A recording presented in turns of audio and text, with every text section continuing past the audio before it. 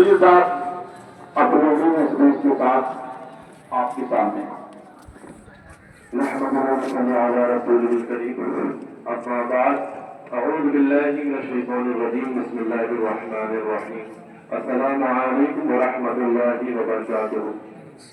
Respected and honorable chief guest, if he is present here, respected His Highness Maulana Umid Ali Siddiqui, Hafizahullah Sahab, respected and honorable teachers and my friends. My name is Sayyid Muhammad Murtaza Hussain Alimi and I am a student of Darul Uloom Alimia, Jamshedpur. Today, as you know, we all have gathered here for a very special occasion. And the special occasion is celebration of Independence Day. The word independence, if you look at English glossary or dictionary, means freedom from something or someone. Freedom. Something is actually Britishers and someone are actually East India Company. They both are linked. Britishers wanted to colonize India. The word colonize means colonization. Britishers wanted to colonize India, but they could not do so directly. So they had other plans. They first got into an agreement with the then ruler Emperor Shah Jahan, and Shah Jahan gave this permission for them to establish warehouses, commercial buildings in major cities such as Kolkata and Mumbai and so on. And thus the trade and commerce began booming. Things were like this that within a decade, the wealth of the company was so great that even the Mughal Empire could not contend with it. The wealth was okay, but they did not have the technology needed to defeat the Mughals on the battlefield. Soon, there was great innovation on the European continent. New types of guns, munitions, cartridges, weapons, as well as rockets were invented. So great that they had devastating power. The Mughal Empire could not get those.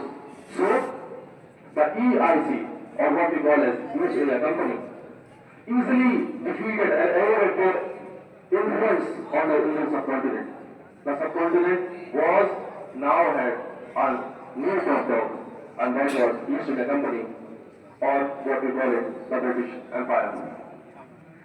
Thus began a dark age of colonial rule, the slavery, the plantation slavery, the individual plantation slavery. Thus began a dark age.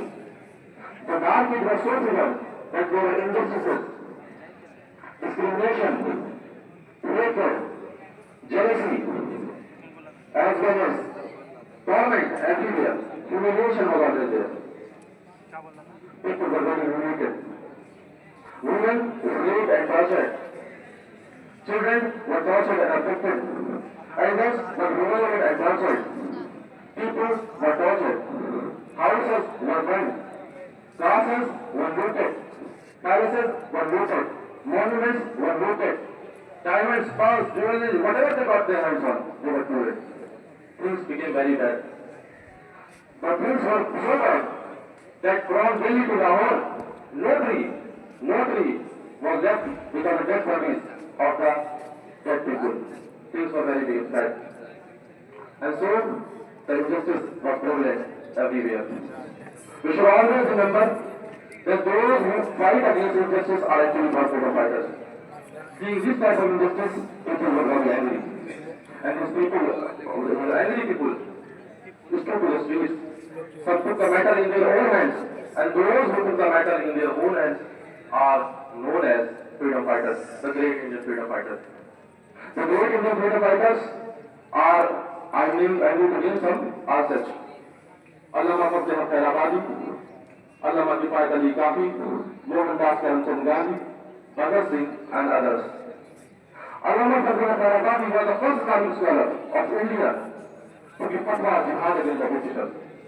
Allama Kifayat Ali Kafi was sent to the Great Water Prison, which is located in Andaman and Nicobar Islands, which in turn is located in the Indian Ocean, where he wrote a famous poem, कोई को बाकी होगा ना समझ लग जाएगा पर रसूलुल्लाह का इन्हें हसन लग जाएगा नाम शाह आए जहां मिट जाएंगे लेकिन जहां हश्र तक नामे निशाने पर जतन रह जाएगा. And so he became a legendary person.